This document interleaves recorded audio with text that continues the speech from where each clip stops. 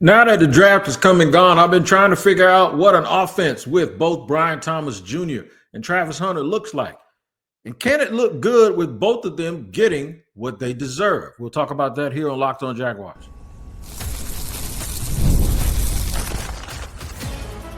You are Locked On Jaguars, your daily Jacksonville Jaguars podcast. Part of the Locked On Podcast Network, your team every day. That is right. Jack is your team every day here on Locked On Jaguars. We thank you for making us your first listen, reminding you that we are also available wherever you get your podcast. Make sure you tap into that location so you do not miss an episode. Whether you watch or listen, we will be there. And I hope you don't miss any episodes like this one, because it's brought to you by FanDuel. Right now, new customers can get $250 in bonus bets when your first $5 bet win. Shout out to the everydayers for joining us here on Locked On Jaguars. And if it's your first time, hopefully I give you the reason to come back. All right. So here's what we're going to do. We're going to land this baby on the runway, talking about a great issue to have: two wide receivers that can turn the game over to your advantage whenever they need to, with one play or with the consistent effort that's required to be really, really good team-wise for a long time. We'll discuss that. What it might look like. It's been real funny for me to try to figure out exactly what it looks like, both from a team concept wise and individually for each one of the two players that I'm going to mention. And that's what we're going to start talking about here at the top: balancing potential wide receiver stars. Good thing Brian Thomas Jr. and Travis Hunter are grounded, humble people, because this could be where, if it wasn't the case, somebody could be worried about their mojo being taken away. Don't act like we ain't never seen diva wide receivers in the National Football League. We have. I think sometimes the word diva, like a few other words in society, gets thrown around a little bit too much.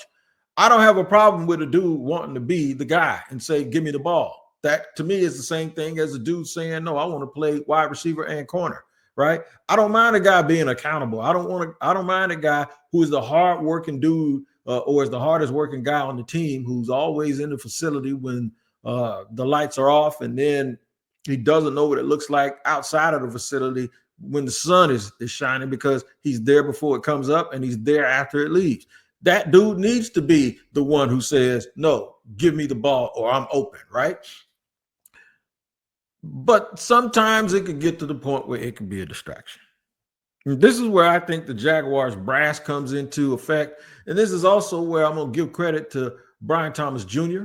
and I'm going to give credit to Travis Hunter. They are not those types of people. The accountability that they want is the one that affects all 53 people. They just want to win, but they're going to do their part. That's one thing. The other thing is this: they don't have to have a volume amount of touches in order to be effective.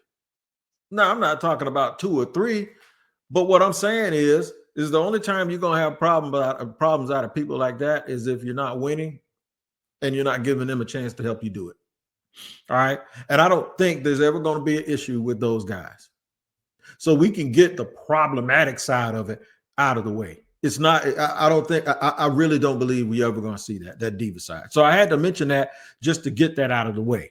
Here's what I do imagine happening. I imagine that what's going to happen is everybody keeps comparing people to guys that are super alpha wide receivers. And at some point, because some of these numbers doesn't match up with that super alpha production, there may be people that create content that says somebody's underachieving. I'll give you my point, my case in point. This morning, one of my friends, Dalton, was on, him and Cap. He responded to something Cap said about the Jaguars drafting. It was mainly about Cap, the compensation that was sent and whether or not it was worth it. I think we all three believe it was worth it. But something Dalton said got me going, and I'm going to tell you exactly what that is right now. And here's what that is. It says that if Travis Hunter is Justin Jefferson, nobody will say anything. Yeah, it's going to be worth it. And that's where I want to park it, because it fit in with the theme of the show. And it was just so perfect that right before I started recording, I saw that response. I said Travis Hunter's worth it. So we all three agree with that. But here's the question that a lot of people may have, and I brought this up on some guest podcasts and some guest appearances that I've had since they picked Travis Hunter. And this is it. What team drafted Justin Jefferson and knew that they had Justin Jefferson and a year later traded 2 first-round picks to go up and get a wide receiver? None. People look at Cincinnati and say, well, Cincinnati has 2 guys. Cincinnati's second receiver, Brian Thomas Jr. is better than T. Higgins, and people anticipate that Travis Hunter is going to be better than T. Higgins. So it's not the same. The other thing is T. Higgins was a second-round pick the year prior, and he showed some promise. And then all of a sudden, you get a dude the very next year that's a generational player like Jamar Chase. It's a no-brainer. All right? That's a whole different story. Brian Thomas Jr. has already shown himself to be a dude that should be getting consideration to be knocking on the door with the Jamar Chases and the Justin Jeffersons after only 1 season. And it's not about waiting until he does more. It's about saying, okay, he did that as a rookie on that bad team with that bad offensive line, with the quarterback not being healthy the whole time, with the defense not being able to keep people off of the field. And he still did what he did. And he is 6'3". He does run a 4.3, some odd 40, a low 4.3 40. He does have catch radius. He can run the entire route tree. You already know you have a top 7, top 8 receiver in the league. And probably after this year, he'll be top 5 and he won't be number 5, at least from a projection standpoint. That leads you to ask, what team has 2 of those guys on one squad? The closest I can give you right now is probably A.J. Brown and Smith, Devontae Smith. And there'll be some people that say, well, Devontae Smith and T. Higgins, and half the people might take Devontae, half the people might take T. Okay, so I'll even all of this out for you right now. What's the difference? The difference is one team is winning championships and the other one isn't. That's the big difference. One team is winning championships and playing for championships, and the other one isn't. And then we're forgetting something about Travis Hunter. He won't just be a wide receiver. Travis Hunter's going to play defense. Travis Hunter's going to get his hands on tip balls. Travis Hunter's going to make fabulous red zone interceptions where he outleaps the other player, the other great player from another team. Travis Hunter may, in situations, return punts and electrify people, sort of in a Reggie Bush way, right? The way he doesn't touch it all the time, but he does a very, very good job of being very, very effective. I'll give you a stat. As good as a player as Alvin Kamara has been, you know he's never rushed for 1,000 yards. You see how you can be effective? What if Travis Hunter is as good a wide receiver as Alvin Kamara has been a good running back / weapon, and he's an all-pro at corner? That's where I want to take you. So I want to show you how you can balance wide receiver stars. I want to show you how expectations from an individual standpoint can be thwarted, and I'll use another Jaguars #1 overall pick to show you exactly what I mean. They're going to both get all of the acclamations that they're supposed to get. I still believe that Brian Thomas Jr. will be the leading receiver on this team for the next decade. I'll tell you why and show you what it might look like in just a second here on Locked On Jaguars. Today's show is brought to you and sponsored by our friends over at FanDuel. Man, those NBA playoffs are off the chain. Some of these games are so close, man. It's coming down to the last minute, and I love the chippiness in it too. And FanDuel is giving new customers an incredible way to get in on that action right now.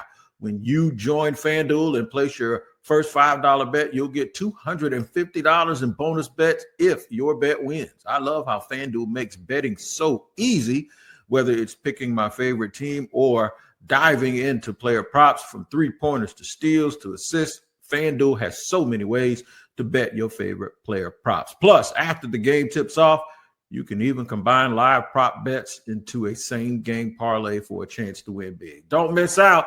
Head to FanDuel.com and claim your $250 in bonus bets today.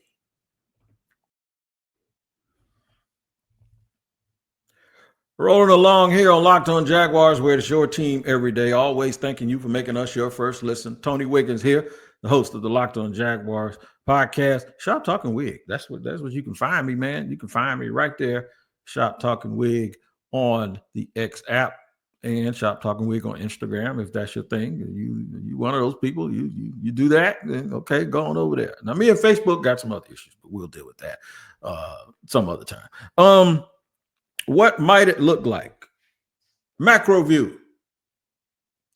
Travis makes a contribution that rises this team, and the rest of those moves rises this team to the point where they get back to the top of the AFC South, and they're competing on a weekly basis because of their scheme, their talent, their players, their ability to make plays above the X's and O's. The Jaguars become, over the next number of years, a team that's going to win double-digit games every single year and get into the playoffs.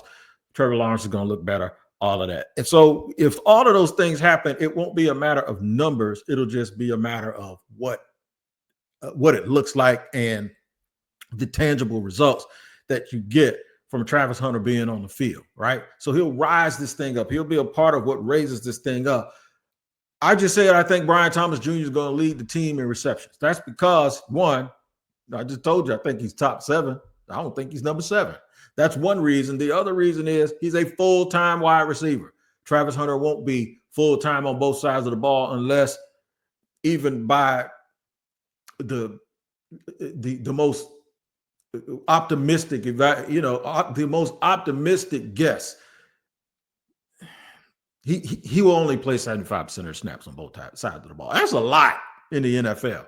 So I'm not going to try to cap him, and I'm not going to try to make it seem like I know what the ceiling is on this. I did a Locked On Buffs episode with Colorado host, and I told him, I told BK, I was like, look, man, I don't know what it's going to look like. I don't know what the ceiling on this thing is. I really believe this has a chance, barring anything unfortunate. This has a chance to be something that none of us have ever seen before, and none of us have ever believed was possible. And there have been a few times in sports. There have been a few times in sports that I have been like, I can't believe what I just saw. And most of them were involving basketball, with Michael Jordan, mostly. Every now and then, though, in football, I've had those things. And I'm going to tell you, man, the only player that's ever really made, well, it's two that made me feel like that. It was Lawrence Taylor and Jerry Rice, to where I just can't describe how great they were and how routine greatness. It just over and over and over and over and over and over and over. I can't even describe it. So remember when I told you my definition of what intangible means? It's like things you don't see. And this is one of those things I can't see. This is one of those things where I feel like it's an insult to Travis Hunter if I try to put a cap on what it would look like when he is performing at his peak.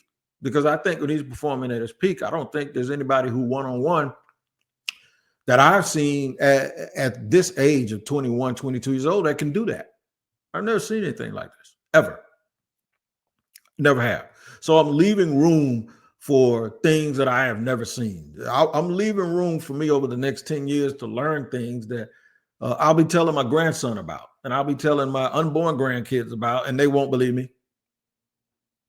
Just like most of these kids today don't believe stuff that I tell them about Michael Jordan, and they try to compare grainy video to what I actually saw with my own eyes. I actually think that's what this thing is going to look like. But I still also believe that Brian Thomas Jr. statistically from a wide receiver standpoint, and that's why we're focusing on this. We know Travis is going to play defense, but from a wide receiver standpoint, I expect him to fully be the dude statistically that leads the team. Like, overall, I just can't imagine a scenario with these two and Diami Brown. And I know Diami is only under contract for a year, but I really believe with the other two guys being under rookie deals, that if Diami plays well and they find a way to get him involved the way that they want to, I think that they could probably keep him long-term also, especially if they start winning, especially if Diami realizes that, look, Washington let you go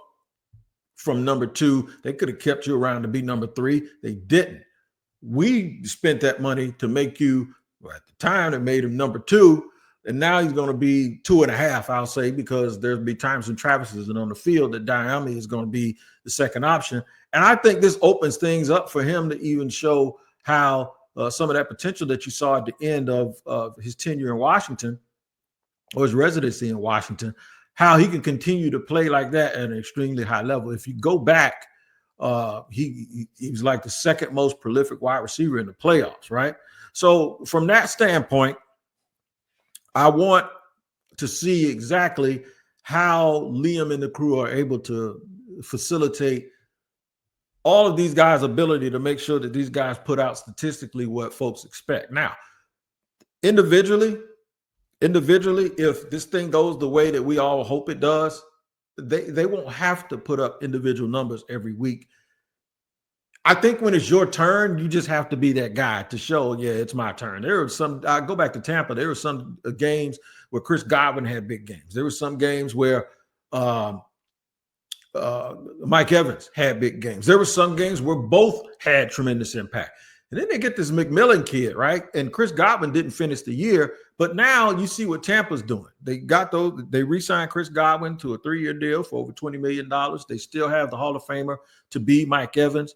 They got the McMillan kid last year in the draft who really, really played well down the stretch for them. Looks like a future wide receiver 1, maybe wide receiver 2. And then they go out and get a Emeka Egbuka, a dude that's used to playing with a whole bunch of other receivers and being able to find his niche and answer the bell when his moment is called. And I think the Jaguars players are going to have to do something very, very similar. Guys like Parker Washington, when your number's called, it's going to be called. But I don't think what you're going to have here is game 1, you come out in the second half and the first 2 touches will be to Tank Bigsby. And no disrespect to Tank, by the way. Tank look like he won't knock somebody out every time you see him. No disrespect. But your first 2 touches are Parker Washington and Tank Bigsby. I guarantee you the first 2 plays out of the half with this team will not be that. With this team, it won't be that. Week 1, you come out after winning the first half 17-7, get the ball, and your first 2 touches are the 2 guys that aren't starters. No. I think they're going to lead with the lead dogs. I think that's what you're going to see. So you'll see more of these guys. You'll see more of Brian Thomas Jr., more of whoever wins the running back job, more of Travis Hunter. I said that if the Jaguars did get 2 alpha receivers, I was talking about Ted McMillan. I said that you could see them become more of a 2 wide receiver team, 2 wide receivers with 2 tailbacks and a tight end, or 2 wide receivers with 1 tight end and 2 tailback, or with 1 running back and 2 tight ends. You could see they could still get all of those openings because of the dynamic ability of both of the receivers outside. Normally, people try to create those openings by adding a 3rd receiver and taking the defense out of their base. I think the Jaguars will get that attention in the secondary with those 2 guys. I think those safeties have to stay out of there and stop digging their nose in and seeing what's going on in that running game. And then once that running game gets going, then I think the windows of heaven will open in those secondaries, and those guys will be able to find all of the places they need to be able to sit down. And then once they catch the ball, they are very, very dangerous. Run after the catch. So love what the Jaguars did in terms of the wide receiver positions. And now I'll talk about why it's a great thing to have. Whether you want to consider this a problem, an issue, or something that you're just curious about, it's still a great problem to have. And the Jaguars haven't had this in a long, long time, not since Jimmy and Keenan and Fred. We'll talk about that more here as we continue on Locked On Jaguars.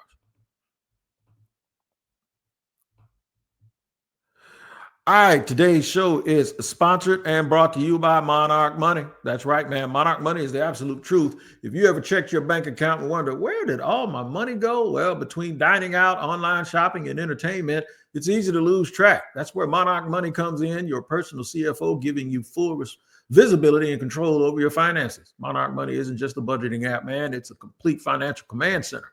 You can track all your accounts, investments, and spending in one place. So stop just managing your money and start building wealth. All-in-one conveniences is the thing that has me hooked, man, because instead of juggling multiple apps and using all of those different things at different points in time, Monarch Money is a one-stop shop, man. All of that stuff can be handled right there, where you can check your finances, track spending, and even plan long-term goals. Take control of your finances with Monarch Money. Use the code LOCKEDONNFL at monarchmoney.com for 50% off your first year. That's monarchmoney.com, code locked on NFL for half off your first year.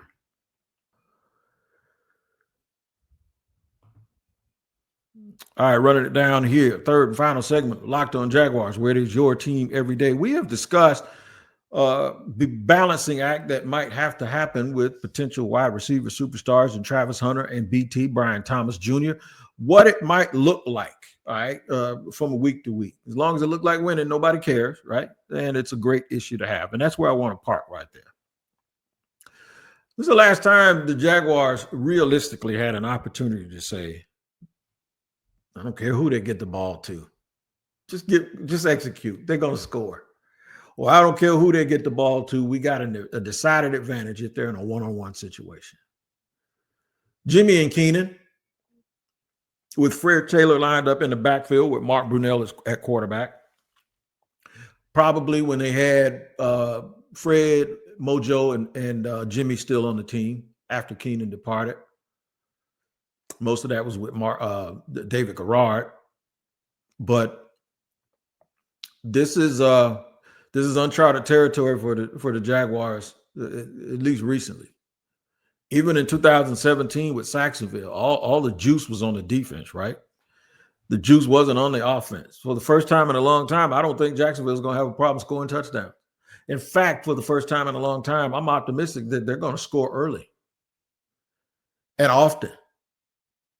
And it's going to be exciting.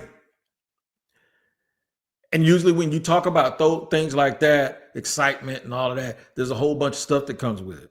These exciting playmakers like Odell Beckham Jr. and guys like Antonio Brown and Le'Veon Bell and all of these combinations of stuff. Tyreek Hill, Jalen Waddle. That's not the case here. There's no divas involved. Matter of fact, Brian Thomas Jr. might be one of the most quiet people. I think I spoke to him once and he nodded his head. That's about it. Unassuming, superstar, picked by Trent Baalke, give him credit. And then they come back with Travis Hunter. If there was ever a situation where it was a perfect situation to bring in somebody like Travis, is with a great player like Brian Thomas Jr. The Bengals had a great trio with Chad Johnson, the late great Chris Henry, as well as TJ Houshmandzadeh.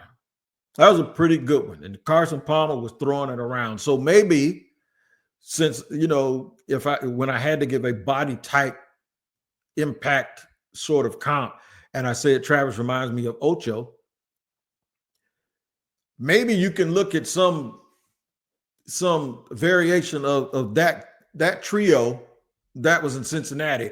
I'd have to go all the way back if I just do it based on the three receivers getting 1,000 yards. You'd have to go back to Randy Moss and Jake and Chris Carter. And even before that, I could go back to Washington with Art Monk, Gary Clark, and Ricky Sanders. But this is different, man. This is a different NFL. It's more conducive now to be able to do this kind of stuff, to have guys who could seriously look like alphas, sort of like Jordan Addison and Jefferson. It's more now because they throw the ball a lot more. The offenses are more wide open. To have two superstars the way the 49ers did back in the day when a lot of teams were running the ball, when they had John Taylor and Jerry Rice. Even then, John Taylor took a back seat, but there were some people saying, I know a former teammate. Matter of fact, I know a dude that was the third receiver on that team that said he thought John was better than Jerry. So take that for what it's worth. But these comparisons are inevitable to pop up on you, right? They're inevitable to come up. Maybe it'll look something like Greg Jennings, Jordy Nelson, and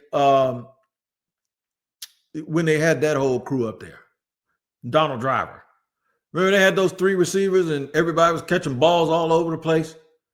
Maybe it'll look like that offensively. I don't know, but I'm going to tell you right now, it's exciting and it's a great thing to have on the docket for Jacksonville. It really, really is. It's excitement. And it turns the attention a lot to the other parts of the team. The offensive line, they have to step up. The running backs, there's more competition. And what we'll talk about is tomorrow, we're going to talk about Trevor Lawrence and how there are a lot of people. I did a show and somebody asked me, they said, is this Okay, Trevor Lawrence, you got no excuses. It's time to prove it. I said that some people were going to say that. I think the coaching staff has all of the confidence in the world with Trevor. I do think, though, that this weaponizing him like this is like saying y'all ain't gave him everything that the way that they've run the team since Trevor has gotten here. You'd have thought he had these type of weapons, right? Because they obviously didn't build up the rest of it either. They didn't become this great running team with this great, big, powerful offensive line the way of all teams, the Chiefs became this big, powerful offensive line, and their best receiver after Tyreek left was a tight end, although a Hall of Fame tight end. But still, the Jaguars have been running this team as if Trevor had all these weapons. Like when you go and get Christian Kirk and Zay Jones and Marvin Jones Sr., like all of a sudden, yeah, he's got it, man. We went and got Brenton Strange and we got Evan Ingram and we're giving him all the stuff he needs. No, you didn't. This is what it looks like when you give your quarterback what he needs. And they did it in one season, weaponizing the wide receivers. Well, 2 seasons if you consider BTJ was last year, but adding De'Ami Brown. This is the irony of this. I'm talking about adding 2 fast receivers, one a generational talent in Travis Henry, the very year after they got Brian Thomas Jr. It is the epitome of saying we're going to take the best part of our team and make it better. I think Brian Thomas Jr., for a lot of people around the league, was considered the best player on the Jaguars team. And they helped him and his room. And this is what I think more teams should do across the board. Sometimes they don't. Sometimes they do. We're going to see how it plays out for Jacksonville. We're going to talk about Trevor Lawrence and his impact and its impact tomorrow on him, and how there's a little bit more pressure on Trevor to be the guy at this point. I got a feeling, though, they're going to do what Liam says. They're going to run the football and take a lot of pressure off Trevor Lawrence, and you're going to see better stats, but you're going to see it's going to be more of a reflection of when you ask him to pass, not how much you ask him to pass. So we'll hit that tomorrow. Make sure you tap in with Joe Marino and Kyle Krabs on Locked On NFL Scouting. It's very, very important. It helps you with your fantasy draft. It also gives you a deeper understanding of the team that you love and cover and all of their opponents. So make sure you check out Locked On NFL Scouting for the most comprehensive NFL coverage you're going to get when they take deep dives into the rosters from around the National Football League. All right, until next time, you guys take care. We'll see you tomorrow.